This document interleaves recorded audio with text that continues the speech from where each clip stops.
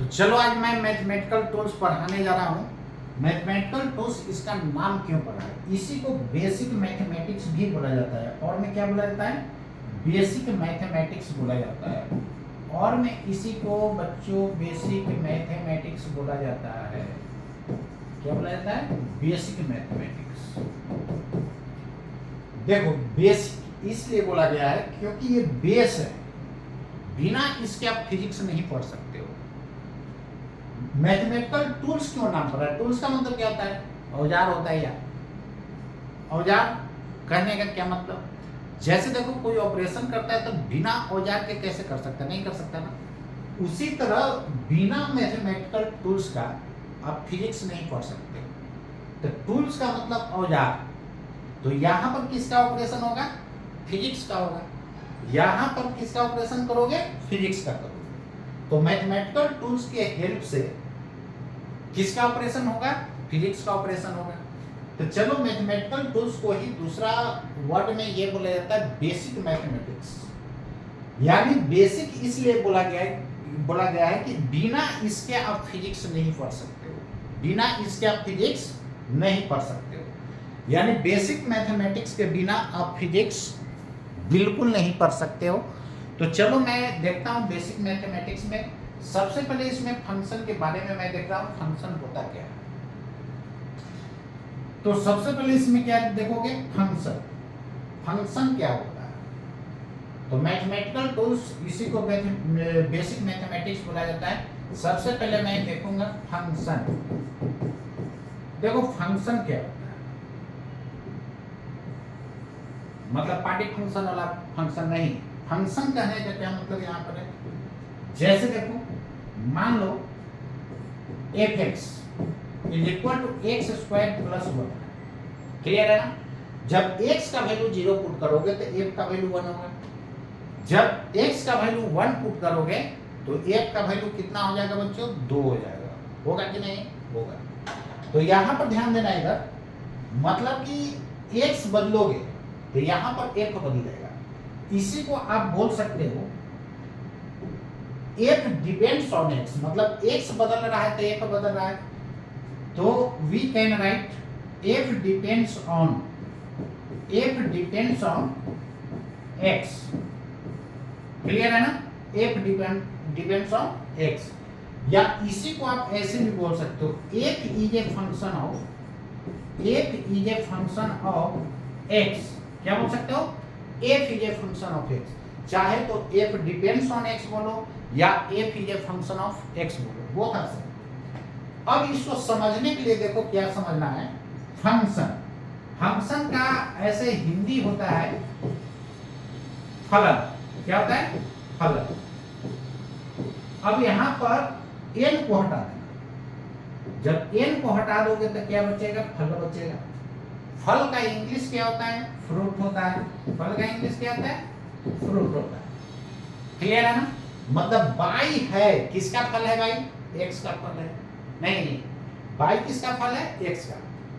मतलब x नहीं होता तो बाई नहीं होता है। उसी तरह ट्री नहीं होता तो फ्रूट नहीं होता। मतलब फ्रूट किस पे डिपेंड कर रहा है? ट्री पे डिपेंड कर रहा है। तो f is a function of x, मतलब f है, क्या है? x का फल है। इसी को आप लिख सकते हो f depends on x, both are same. Clear है ना? मतलब चाहे तो f डिपेंड्स ऑन x बोलो या f is a function of x बोलो, बोथ आर सेम। चलो अब आगे मैं देखने जा रहा हूं। फर्दर इसको मैं दिखा रहा हूं। इसका मतलब यहां पर क्या होगा कि x पर f डिपेंड कर रहा है, f डिपेंड्स ऑन x। यदि ऐसा लिखा हुआ रहेगा तब क्या बोलोगे? देखो ना, बाई ऐसा लिखा हुआ है, यानी by is a function of x बोलोगे या बाई डिपेंड्स ऑन x बोलोगे। यहां पर क्या बोल सकते हो? बाई डिपेंड्स ऑन x बोलोगे कि नहीं? या बोल सकते हो Y is a function of x। Y is a function of x। Y is a function of x, both are same. चाहे ये बोलो या ये। Y is a function of x या Y depends on x, both are same. Clear है ना? Bracket वाला यहां पर क्या बताता है, ब्रैकेट वाला मल्टीप्लाई नहीं बताता है, इस बात को ध्यान रखोगे। तो ब्रैकेट में जो है ये क्या बताता है, केवल ये बता रहा है कि बाई एक्स पे डिपेंड कर रहा है। किस पे डिपेंड कर रहा है? बाई एक्स पे डिपेंड कर रहा है। अब यहां पर ध्यान दीजिए, यदि ऐसा लिखा हो, इसका क्या मतलब,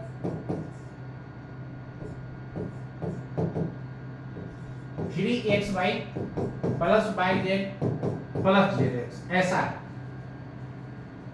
F is a function of, इसको क्या पढ़ोगे, F is a function of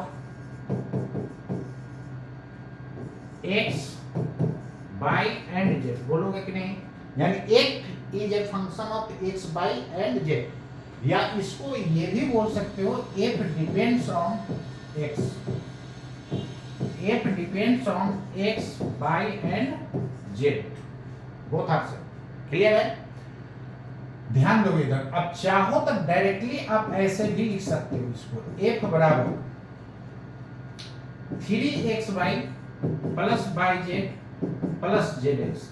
ये ब्रैकेट वाला मल्टीप्लाई नहीं बताता है दोस्तों, ये एफ जो है एक्स पर भी डिपेंड कर सकता है, वाई पर भी डिपेंड कर सकता है, जेड पर भी डिपेंड कर सकता है। क्लियर है ना? यानी एफ किस किस पर डिपेंड कर रहा है, एक्स बाई जेड। आप डायरेक्टली इसको ऐसे भी लिख सकते हो, बोथ ऑप्शन। क्लियर? सिमिलरली आप इसको ऐसे भी लिख सकते हो। देखो, जैसे मान लो ऐसा लिखा हुआ है,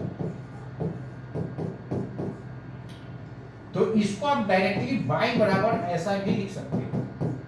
मतलब ये ब्रैकेट वाला केवल ये बताता है कि बाई किस पे डिपेंड कर रहा है, एक्स पे डिपेंड करता है, बाकी उसका कोई मतलब नहीं है, बाकी उससे हमको कोई मतलब नहीं। तो ये रहा आपका फंक्शन। कौन किसका फंक्शन है? फंक्शन का मतलब डिपेंड करना हुआ, फंक्शन का मतलब क्या हुआ, डिपेंड करना। जैसे देखो एक क्वेश्चन, इफ y बराबर 3x plus 2, then find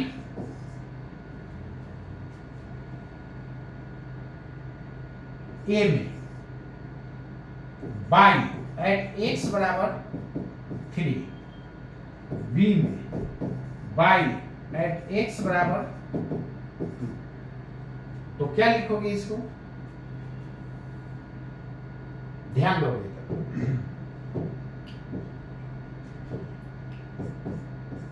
put करना, ये का मैं सॉल्यूशन देने जा रहा हूं, x के जगह 3 पुट कर देना। तो y कितना था, 3 इंटू एक्स, तो x के जगह 2 पुट करना है, सॉरी 3 पुट करना है, x के जगह कितना पुट करना है, 3। तो कितना जाएगा, 3 3 या 9, 9 और 2 11, आंसर हो गया। इसी तरह b के आप कैसे निकाल सकते हो, y बराबर 3x प्लस 2 है, तो x के जगह कितना पुट करना है, 2 पुट करना है। 2 पुट कर दो तो y बराबर 3 इंटू 2 प्लस 2, तो 6 प्लस 2 8 हो जाएगा ना आंसर। क्लियर है? तो कौन किसका फंक्शन है आप कैलकुलेट कर सकते हो कि नहीं कर सकते हो। चलो हम लोग पॉज करके आप लोग नोट करते जाना, घर पे जाना आराम से करते जाना। चलो देखो,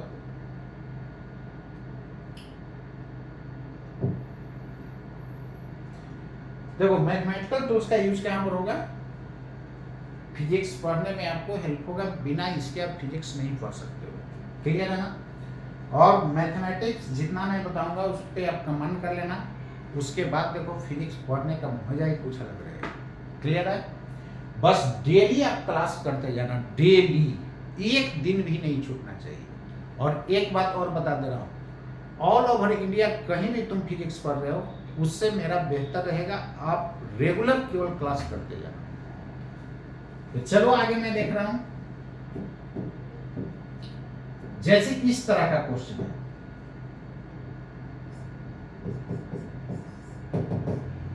इफ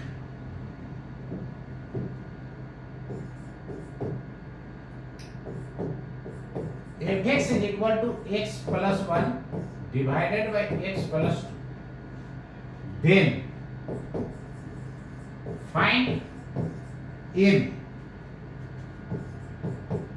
f1, मतलब x के जगह क्या पुट कर देना है, 1 पुट कर देना है। सेकंड में देखो क्या निकालना है, f ऑफ f1, इसको क्या बोला जाता है, f ऑफ f1। c में ये फाइंड करना है f ऑफ f0,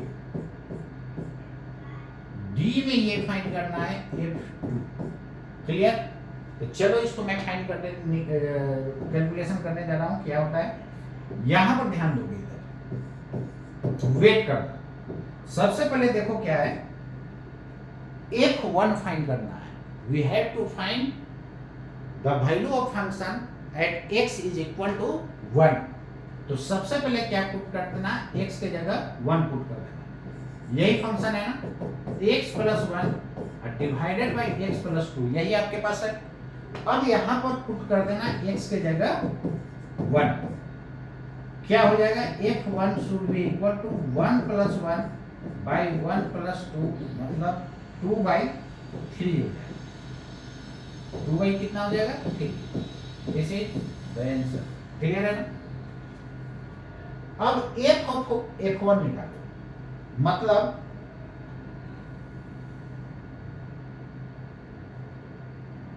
ध्यान दो, f ऑफ f1 फाइंड करने के लिए क्या करोगे, b में यही निकालना है ना, f ऑफ f1। देखो f1 के जगह ऑलरेडी मैं फाइंड कर चुका हूं, कितना फाइंड किए हो, 2/3 फाइंड किए हो, तो पुट कर दो। f1 के जगह 2/3 लिख सकते हो कि नहीं, लिख सकते हो। अब fx में इसका वैल्यू पुट कर दो, x के जगह कितना पुट करना है, 2/3 पुट करना है। x के जगह कितना बच्चों पुट करना है, 2/3 पुट कर दो। तो यहां पर ध्यान बनाइए, 2/3 plus 1 divided by 2/3 plus 2। Clear है ना? तो आप x के जगह क्या पुट कर दोगे बेटा, 2/3 पुट कर दोगे। तो कितना हो जाएगा यहाँ पर, 2 और 3 5 हो जाएगा ना, 5/3, और यहाँ पे हो जाएगा 3 2 6 और 6 और 2 8/3, 3 3 cancel, 5/8। This is the answer. Clear? तो f ऑफ f1 फाइंड करना हो तो आप इस तरह आप फाइंड कर सकते हो, f ऑफ f1 निकल गया। क्लियर? अब चलो देखो f ऑफ f0 फाइंड करना है। तो सबसे पहले हमको क्या फाइंड करना होगा, f0 फाइंड करना होगा। उसके बाद f0 फाइंड करने के बाद आप इसमें पुट कर देना, f ऑफ f0 फाइंड हो जाएगा। क्लियर है ना? तो चलो यहां पर ध्यान दो, इधर आपका फंक्शन यही था ना, ये रहा, f(x) is equal to x plus 1 by x plus 2, यही था।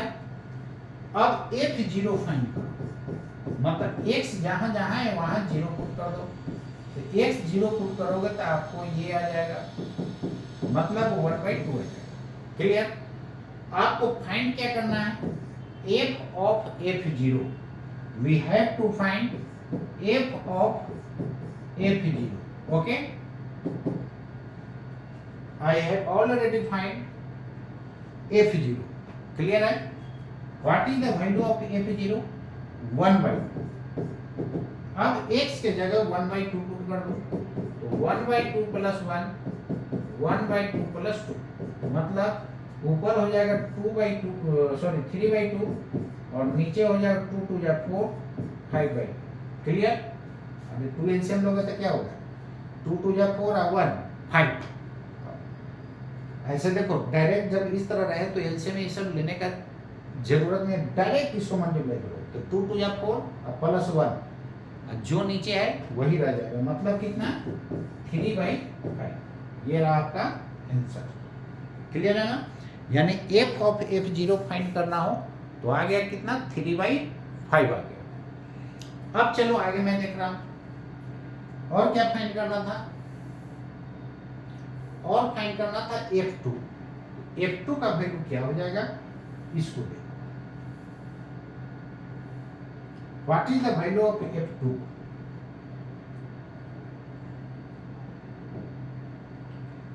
तो D में F2 का वैल्यू क्या हो जाएगा? अब x के जगह 2 पुट करो, तो 2 + 1 2 + 2 मतलब 3/4। This is the answer. Clear? तो इस टाइप का आपसे बन जाएगा। बाकी इस पे ज्यादा रिसर्च करने का जरूरत नहीं है, जितना फिजिक्स में मैथ यूज है उतना ही मैं पढ़ा रहा हूँ, उससे एक लाइन ज्यादा नहीं पढ़ा। क्लियर? चलो next.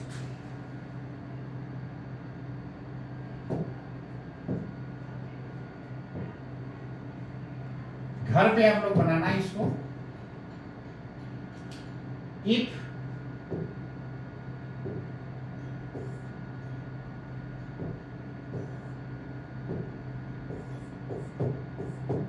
fx is equal to x square plus 1 divided by x square plus 2, then find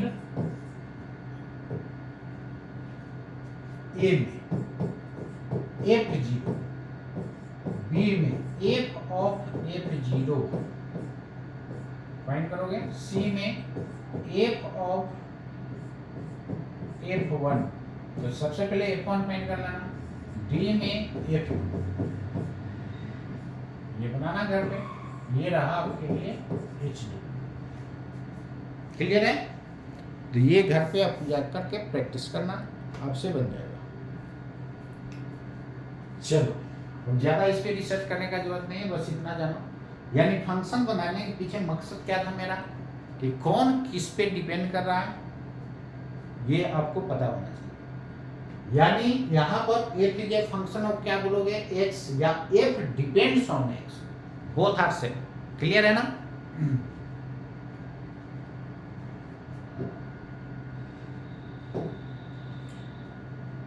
अब चलो मैं आगे चलता हूं।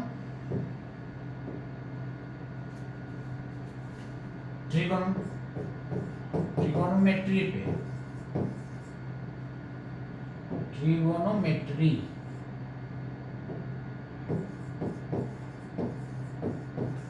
ट्रिगो में देखो क्या करना है।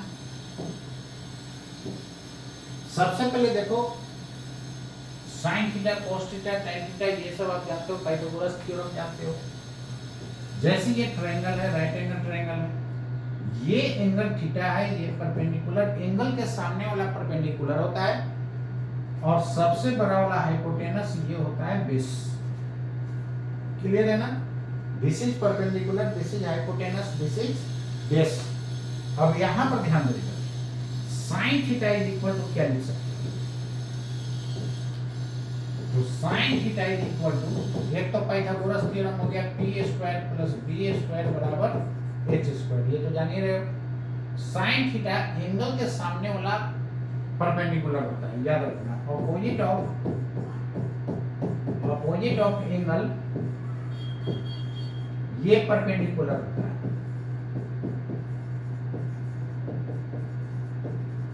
इसको याद रखना। वो क्या होता है? परपेंडिकुलर। तो sine theta is equal to perpendicular by hypotenuse. Cosec theta, इसका रेसिप्रोकल कर देना, cos theta base by hypotenuse. तो सेक थीटा क्या होता है? Hypotenuse by base. ये ऑलरेडी आप पढ़ के आ चुके हो। अब देखो टैन थीटा क्या होता है? Perpendicular by base. Cot theta क्या होता है? Base by perpendicular. Clear? 6 trigonometric ratio होता है, इसको माइंड में रखना। यानी टोटल ट्रिग्नोमेट्रिक रेशियो कितना होता है?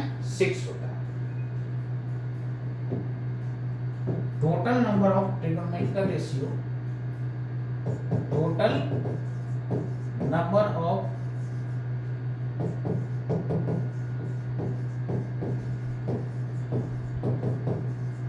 ratios 6। क्लियर है? अब यहां पर ध्यान देना, अब ये दोनों को मल्टीप्लाई कर दो। ये दोनों को मल्टीप्लाई करोगे तो sine theta into cosec theta कितना आ जाएगा? 1 आ जाएगा।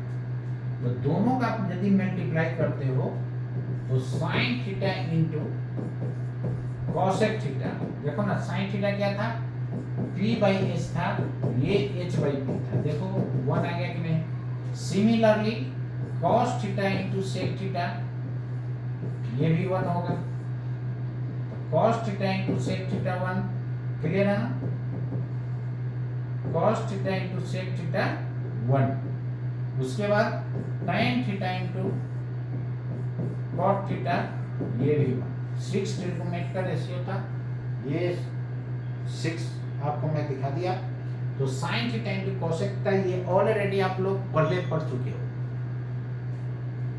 तो ये सब आप लोग जानता होगा। अब क्या कर दो ना कि साइन स्क्वायर और कोसेक स्क्वायर को करो, sine square plus sign square theta plus cosec square theta. ये देखो ना साइन थीटा क्या था, परपेंडिकुलर बाय हाइपोटेनस, इसका स्क्वायर करोगे तो ये भी स्क्वायर होगा, बेस का स्क्वायर बाय हाइपोटेनस का स्क्वायर, हाइपोटेनस स्क्वायर एलसीएम होगा तो परपेंडिकुलर का स्क्वायर प्लस बेस का स्क्वायर, ये कितना, हाइपोटेनस का स्क्वायर, देखो ना 1 हो गया, क्लियर। इसलिए sine square theta plus cos square theta कितना होता है बच्चों, 1 होता है। तो sine square theta plus cos square theta should be equal to 1, clear. अब चलो आगे देखो। सिमिलरली एक तो आपने देखा साइन स्क्वायर थीटा, इसको भी माइंड में रखना। देखो ट्रिपल स्टार माना मतलब यूज बहुत ज्यादा है, इसलिए ध्यान रखना है। cos square theta is equal to 1, उसी तरह sec square theta minus tan square theta, ये 1, cosec square theta minus cot square theta, ये भी 1। ये तीनों आप फॉर्मूला याद रखना, क्लियर। अब चलो मैं आगे चलता हूं। देखो 180 डिग्री बराबर क्या जानते हो, पाई रेडियन जानते हो। 180 डिग्री बराबर क्या होता है, पाई रेडियन। अब देखो ना दोनों तरफ 2 से डिवाइड करो तो ये 90 डिग्री हो जाएगा और इधर हो जाएगा पाई बाई 2, क्लियर। मतलब मेन फॉर्मूला आप इसको याद रखोगे कि 180 डिग्री बराबर कितना होता है, पाई रेडियन होता है।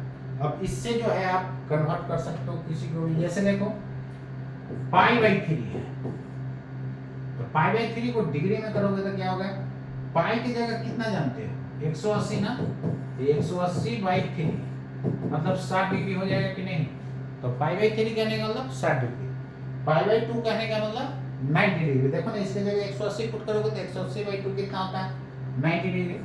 पाई बाई 6 है, पाई की जगह 180 पुट करो कितना हो जाएगा, 30 डिग्री, क्लियर। देखो आप फिजिक्स कहीं भी पढ़ते हो, मेरा लेक्चर जरूर देखो, बहुत का डिफरेंस हो जाएगा, आकाश जमीन का फर्क पड़ जाएगा। इसलिए आप कहीं भी ऑल ओवर इंडिया फिजिक्स पढ़ते हो, मेरा जरूर एक बार पढ़ना, बहुत मजा आएगा। तो ये आप लिख सकते हो। अब यहां पर ध्यान दो, इधर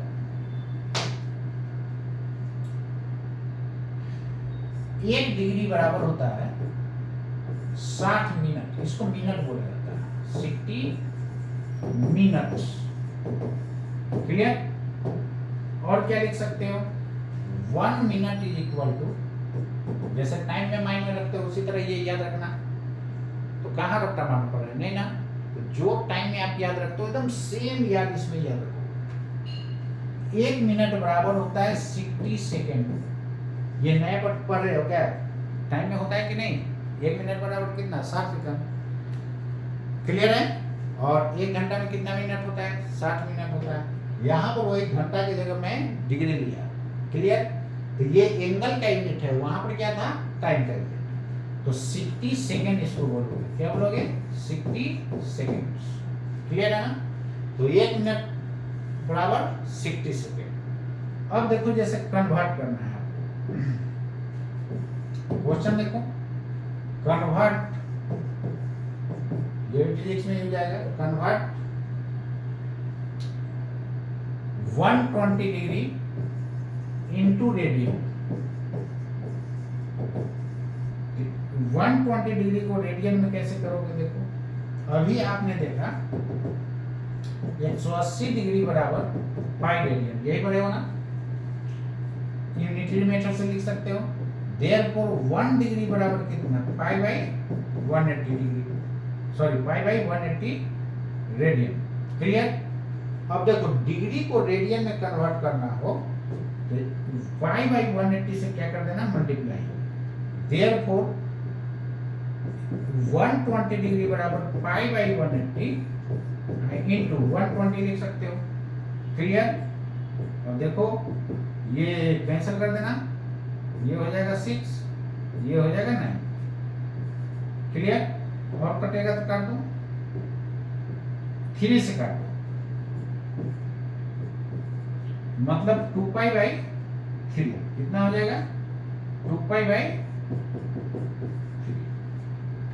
ऐसे भी देखो यहाँ पाई की जगह 180 पुट करो, ये दे देगा। क्लियर? 120 डिग्री आ जाएगा।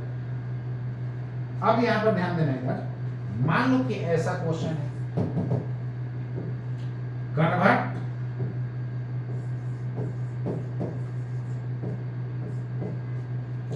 Sixty degree into radian. तो इतना नहीं करना, डायरेक्ट देखो ना, यहाँ पर क्या देखा था कि 120 डिग्री को करने के लिए कितना से गुना कर दिया था? पाई बाई 180 से। तब डायरेक्टली जो है पाई बाई 180 से गुना कर देना। जब भी डिग्री को रेडियन में कन्वर्ट करना हो तो कितना से मल्टीप्लाई करोगे? पाई बाई 180 से। तो यहाँ पर सॉल्यूशन कितना हो जाएगा? पाई बाई 180 इंटू 60 कैंसिल कर दो, मतलब पाई बाई 3 कैंसिल हो गया। ये हो गया आपका रेडियन में। क्लियर? ठीक है? अब चलो इस तरह का हो गया तो क्या करोगे? Convert 25 minute into degree and radian, degree and radian.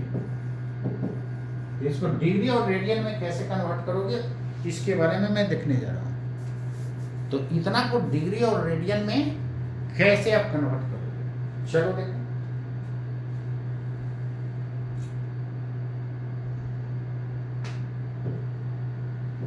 First of all, we convert minute into degree and then after into radian.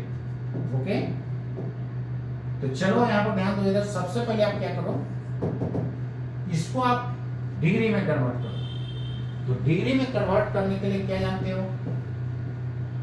देखो 60 मिनट बराबर 1 डिग्री था, देयरफॉर 1 मिनट बराबर 1/60 डिग्री होगा ना। देयरफॉर 25 मिनट बराबर 1/60 इंटू 25, मतलब कि जितना मिनट रहेगा ना उसको डिग्री में कन्वर्ट करने के लिए 60 से क्या कर देना? डिवाइड कर देना। जैसे देखो सेकंड को मिनट में कन्वर्ट करना होता है तो आप क्या करते हो? 60 से डिवाइड करते हो कि नहीं? उसी तरह यहाँ पर याद करना है, कुछ नहीं करना है। तो ये आ जाएगा आपका किसमें? डिग्री में। क्लियर है ना? ये आ गया आपका डिग्री में, ये कैलकुलेशन कर लेना। अब डिग्री को किस में करना है? रेडियन में। ये कैंसिल कर लेना, वही हो जाएगा आपका डिग्री में आंसर।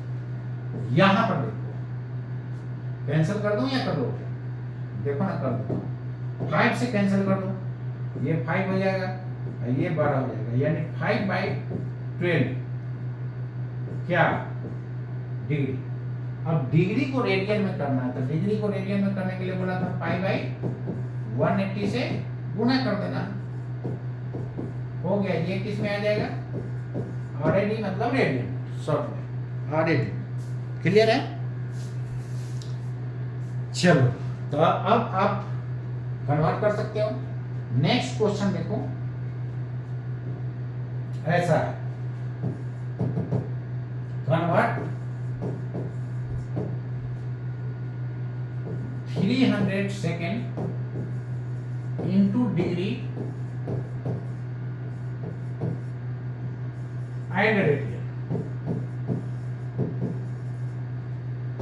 सबसे पहले आप डिग्री में कन्वर्ट कर लो। तो देखो ये सेकंड है, तो सेकंड में घंटा, ये सेकंड को घंटा में करने के लिए क्या करते हो, 60 और 60 दो बार डिवाइड करते हो, यानी 60 से भी डिवाइड कर दो, फिर फर्दर 60 से, यानी 3600 से डिवाइड करते हो। उसी तरह यहाँ पर माइंड में रखना। देखो इधर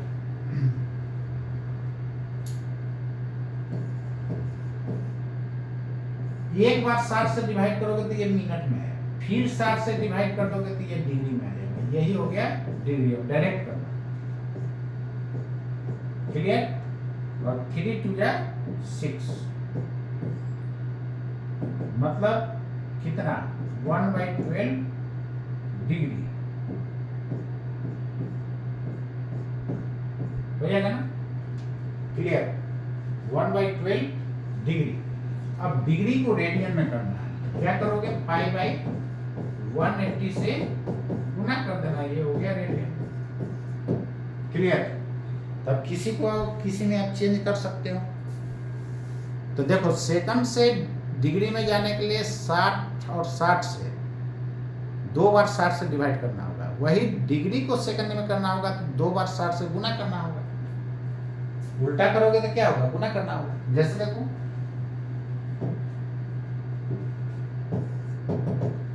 कन्वर्ट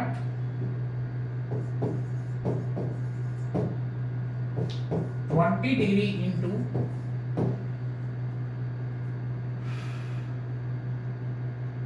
सेकंड, सेकंड में इसको कन्वर्ट करोगे तो क्या होगा,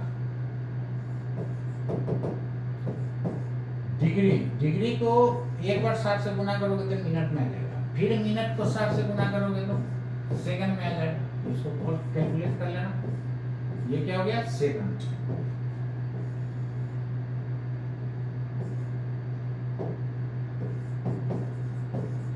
क्लियर। तो इस टाइप का जितना भी है आप क्वेश्चन कर लेना, तो उम्मीद करता हूं आप लोग समझ गए होगा। तो चलो आप कमेंट में आंसर कर देना, आपको HW नहीं दिख रहा। Convert 20 degree into radian. तो 20 डिग्री को रेडियन में कैसे कन्वर्ट करोगे, सेकंड में convert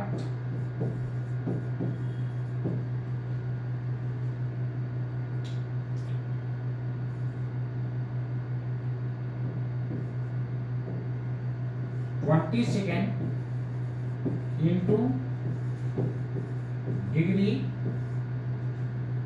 degree and radian, into degree and radian.